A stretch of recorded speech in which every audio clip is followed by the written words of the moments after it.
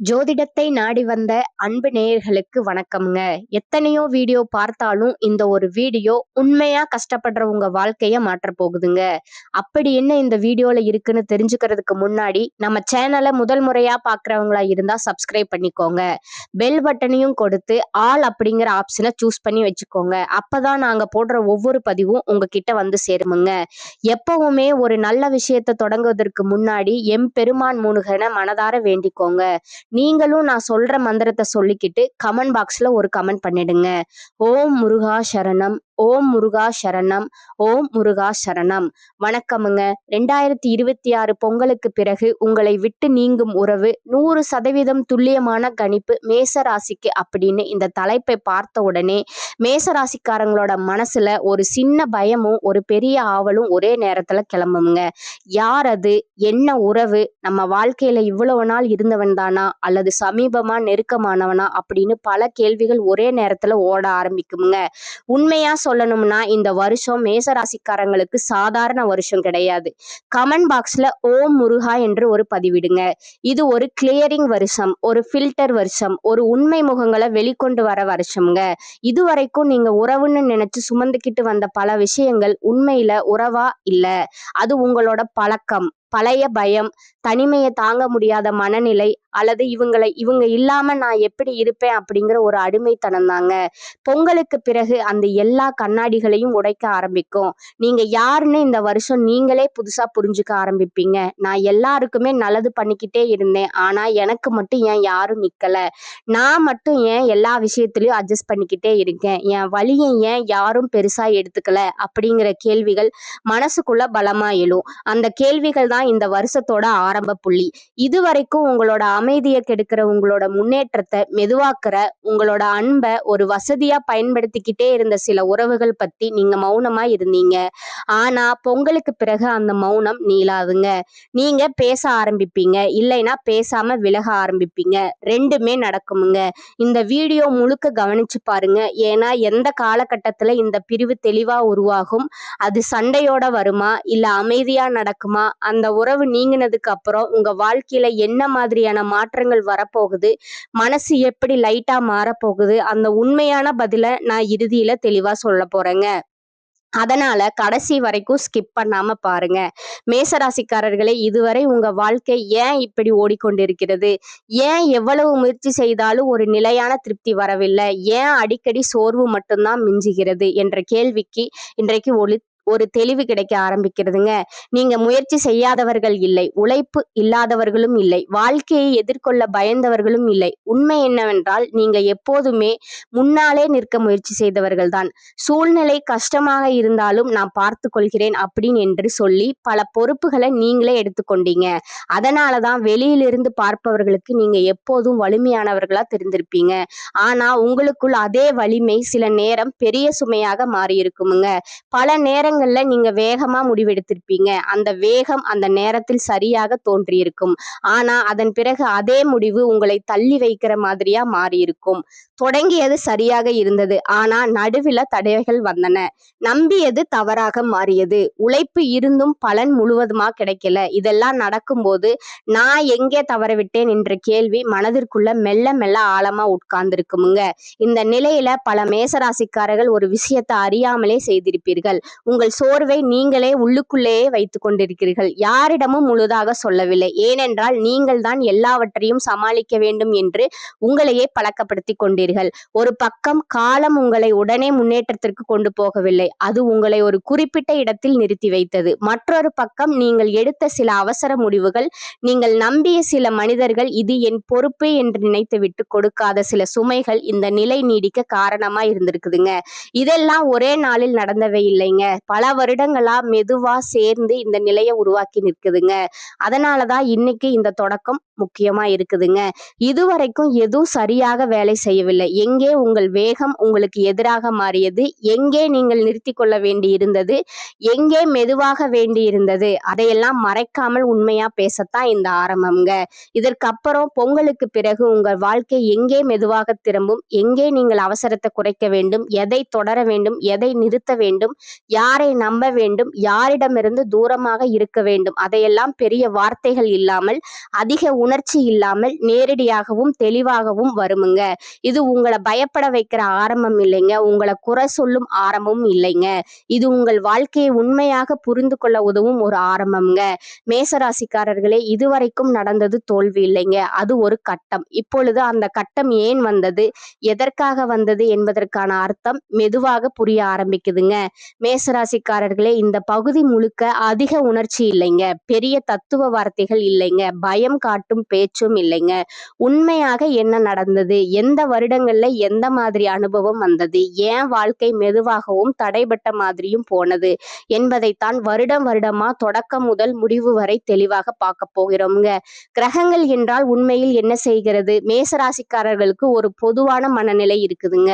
ஒரு விஷயம் நினைச்சா உடனே நடக்க வேண்டும் அப்படிங்கிறது, தொடங்கினால் வேகமா முடிக்க வேண்டும், அதனாலதான் கிரகங்கள் நன்றாக இருந்தால் வாழ்க்கை நல்லாக போக வேண்டும் என்ற எதிர்பார்ப்பு அதிகமாகவே உங்களுக்கு இருக்குதுங்க. இது பாதி உண்மைதாங்க. முழு உண்மை என்னவென்றால் கிரகங்கள் எப்போதும் கொடுத்து கொண்டே இருக்காதுங்க. மேசராசிக்காரர்கள் செய்யும் நடைமுறை தவறுகள் என்னன்னு பாத்தீங்கன்னா, இந்த பகுதி கிரகங்களை பற்றி பேசவில்லை வரலைங்க, காலத்தை குறை சொல்ல வரவில்லைங்க. நாம் தினமும் செய்கிற சில நடைமுறை பழக்கங்கள் எப்படி வாழ்க்கையை மெதுவா நிறுத்துது, நம் குணமே நமக்கு பகையாக மாறும் இடம் எது என்பதைத்தான் நேரடியாகவும் உண்மையாகவும் இங்க பேச போறோமுங்க. இங்கதான் பெரும்பாலான மேசராசிக்காரர்கள் உங்களை தாங்களே அடையாளம் கண்டுகொள்வீங்க. மேசராசிக்காரர்களுக்கு ஒரு முக்கியமான குணம் இருக்குதுங்க. நீங்க யாரையாவது பிடித்து கொண்டால் முழுதா பிடித்து கொள்வீங்க. உறவுகள்ல, வேலையில, குடும்பத்துல என்ன எங்கிருந்தாலும் நான் இருந்தா போதும், என்னை நீக்கினால் என்ன ஆகும் என்று நினைத்து கொள்வீங்க. இதுல இருந்துதான் முதல் தவறு ஆரம்பிக்குதுங்க. எல்லோரையும் சந்தோஷப்படுத்த நினைக்கிற பழக்கம் உங்ககிட்ட இருக்குதுங்க. நீங்க வெளிப்படையாக எல்லோரையும் சந்தோஷப்படுத்த வேண்டும் என்று சொல்ல மாட்டீங்க, ஆனா உங்கள் செயல்கள் அதைத்தான் காட்டுமுங்க. யாராவது ஏமாற்றமாக போய்விடக்கூடாது என்று உங்கள் விருப்பத்தை பின்னாடி தள்ளுவீங்க. யாராவது கோவப்படக்கூடாது என்று உங்கள் உண்மையான கருத்தை விலக்கிக் கொள்வீங்க.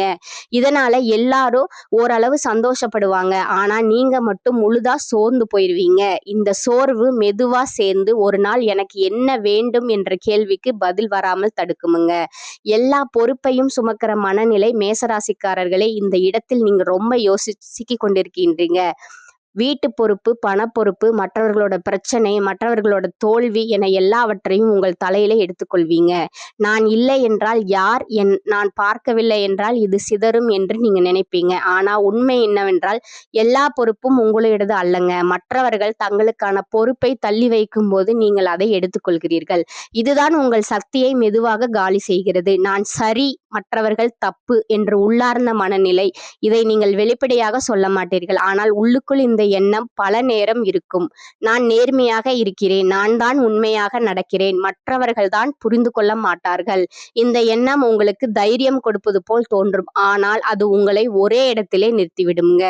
ஏனென்றால் இந்த மனநிலையில் நம் தவறுகளை நாம் பார்க்க மாட்டோம். உண்மையான மாற்றம் நான் எங்கே தவறுகிறேன் என்ற கேள்வியில் இருந்துதான் ஆரம்பிக்குதுங்க. அந்த தவற்றை தவிர்க்கும் போது வாழ்க்கை அதே சூழலில் திரும்ப திரும்ப ஓடுங்க. மேசராசிக்காரர்கள் பொறுமை இல்லாதவர்கள் என்று சொல்வார்கள், ஆனால் நீங்கள் தவறான இடத்தில் ரொம்ப பொறுமையாக இருப்பீர்கள்.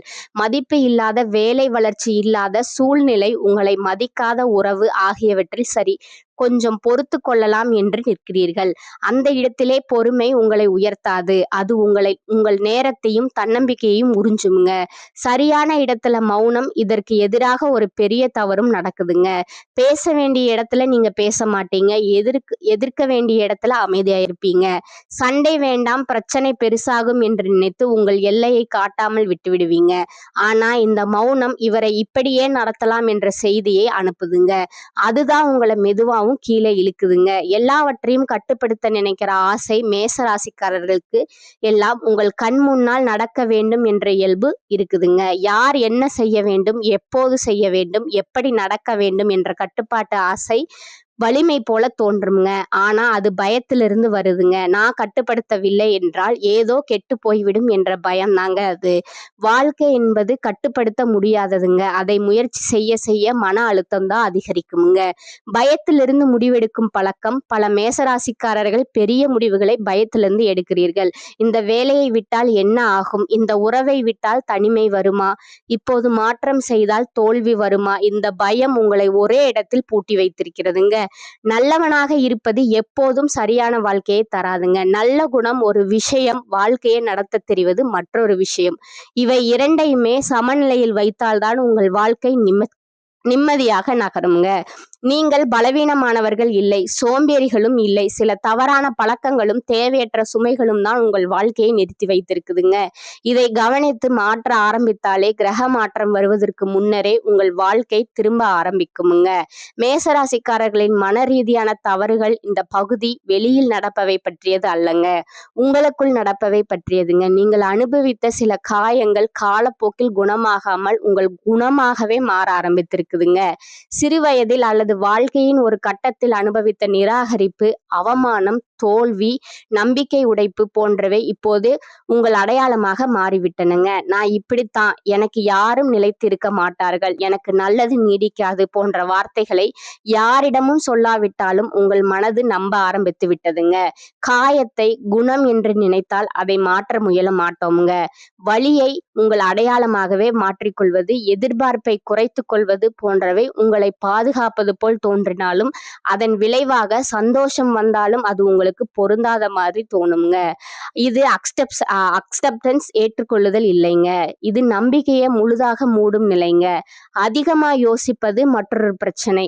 மேசராசிக்காரர்கள் வேகமாக செயல்படுவார்கள் என்று எல்லாரும் நினைப்பார்கள். ஆனால் மனதுக்குள்ள நீங்க ரொம்ப யோசிப்பீங்க. சில உறவுகள் உங்களை நேரடியாக காயப்படுத்தாது, ஆனா உங்களை குழப்பம் அவர்கள் உங்களை முன்னாடி போக விட மாட்டார்கள், பின்னாடியும் இழுக்க மாட்டார்கள், அதே இடத்தில் நிறுத்தி விடுவார்கள். எல்லா உறவுகளும் நிரந்தரம் இல்லைங்க. சில உறவுகள் வெறும் பாடம் மட்டுமே. பொங்கலுக்கு பிறகு முன்னால் உங்கள் மனதிற்குள் ஒரு பெரிய மாற்றம் நடக்க போகுதுங்க. யாரையும் காப்பாற்ற வேண்டும், யாரோ மாறுவார்கள் என்ற நம்பிக்கை குறையுமுங்க. இது கசப்பு இல்ல, இது தெளிவு. உங்கள் எல்லையை அமைதியாக வைப்பீர்கள். யாராவது அதை தாண்டினால் கோபம் வராதுங்க, விலகல் வருமுங்க. பொங்கலுக்கு பிறகு முன்னாள் சிலரை நீங்கள் இழக்கலாமுங்க. அது உங்களை பயமுறுத்தலாமுங்க. ஆனால் அந்த இழப்பு புதிய அமைதிக்கும் மனிதர்களுக்கும் இடம் உருவாக்குமுங்க. பொங்கலுக்கு பிறகு முடிவில் நீங்கள் எந்த நிலையில் இருப்பீர்கள்? இது வெற்றி கதையோ தோல்வி கதையோ அல்லங்க, இது முதிர்ச்சியின் கதைங்க. பொங்கலுக்கு பிறகு முடிவில் பெரிய பதவி அல்லது அதிக பணம் வரும் என்று வாக்குறுதி தர முடியாதுங்க. ஆனா உங்கள் மனது இப்போது இருப்பது போல் இருக்காது. தேவையற்ற ஓட்டம் குறைந்து உங்கள் வேகத்தை நீங்களே தேர்ந்தெடுப்பீர்கள். ஒரு பிரச்சனை வந்தால் எனக்கு ஏன் இப்படி என்று கேட்காமல் இதையும் பார்த்துக்கலாம் அப்படின்ற முதிர்ச்சி வருமுங்க. உறவுகளில் தெளிவு வரும். குறைவான ஆனால் அமைதியான உறவுகள் அமையும். பயம் முழுதாக போகாது, ஆனால் பயம் உங்கள் வாழ்க்கையை நடத்தாது. எனக்கு எல்லாம் கிடைக்கவில்லை, ஆனால் என்னை நான் தொலைக்கவில்லை என்ற உணர்வு வரும். வாழ்க்கை உங்களை தள்ளி போடவில்லை, இந்த அமைதியான இடத்துக்குத்தான் கொண்டு வந்திருக்கிறது. இனி மெதுவாக போங்கள், தெளிவாக இருங்கள், உங்களை விட்டு கொடுக்காதீர்கள். மேசம் எதிர்பார்த்த நல்ல செய்தி கிடைக்கிற காலம் இந்த காலம்ங்க. ராசி அதிபதி செவ்வாய் இந்த காலகட்டத்தை இறுதியில உச்சம் பெற்று ராசியை தனது 4ஆம் பார்வையால பார்க்கிறாருங்க. இதனால் குடும்பத்தில் நிம்மதி கூடுமுங்க. சாதிக்கும் எண்ணம் மேலோங்குமுங்க. நீண்ட நாளாக தீர்க்க முடியாத பல பிரச்சனைகளுக்கு நல்ல தீர்வு கிடைக்கும். தொழிலில் நல்ல லாபம் உண்டாகும். தலைமை பதவி தேடி வரும். வேலை இல்லாதவர்களுக்கு தகுதிக்கும் திறமைக்கும் தகுந்த வேலை கிடைக்கும். விவேகமாக சிந்தித்து தொழிலை வளப்படுத்துவீர்கள். எதையும் எதிர்கொண்டு லாபகரமான நிலையை அடைய போகிறீர்கள். தேக ஆரோக்கியத்தில் தெளிவும் சுகமும் ஏற்படுமுங்க. உயர்கல்வியால் மேன்மை உண்டாகுமுங்க. சிக்கனத்துடன் செயல்பட்டால் விரயங்களை தவிர்க்க முடியுமுங்க. எடுத்த முடிவில் பின்வாங்காத அதே வேளையில் கருத்தும் கண்ணுமாக இருக்கும் மேசராசி அன்பர்களே, இந்த மாதம் மற்றவர்களுடன் இருந்த பகை மாறுமுங்க. முடங்கி கிடந்த காரியங்கள் அனைத்தும் வேகம் பிடிக்குமுங்க. நெருக்கடியான நேரத்தில் உறவினர்கள் நண்பர்கள் உங்களுக்கு கை கொடுப்பார்கள். இருப்பார்கள். மனதில் இருந்து வந்த சஞ்சல மனநிலையில் மாற்றம் இருக்கும். தர்ம சிந்தனை உண்டாகும். பண நெருக்கடி குறையும். எதிர்பார்த்த உதவிகள் கிடைக்குமுங்க. தொழில் வியாபாரம் சீராக நடக்கும். பழைய பாக்கிகள் வசூல் செய்வதில் வேகம் இருக்கும். புதிய ஆர்டர்கள் கிடைப்பதில் ஏற்பட்ட சிக்கல்கள் தீரும். உத்தியோகத்தில் இருப்பவர்களுக்கு எதிர்பார்த்த பதவி உயர்வு கிடைக்கலாம். சக ஊழியர்களின் ஒத்துழைப்பால் பணிகளை சிறப்பாக செய்து முடிப்பீர்கள். குடும்பத்தில் இருந்த பிரச்சனைகள் தீரும். கணவன் மனைவிக்கிடையே இருந்த குழப்பங்கள் நீங்கும். பிள்ளைகள் கல்வியில் அக்கறை காண்பீர்கள். நண்பர்கள் உறவினர்கள் உங்களுக்கு ஆதரவாக இருப்பார்கள். பெண்களுக்கு பண தேவை பூர்த்தியாகும். நெருக்கடியான நேரத்தில் எதிர்பார்த்த உதவி கிடைப்பதில் தாமதம் ஏற்படும்.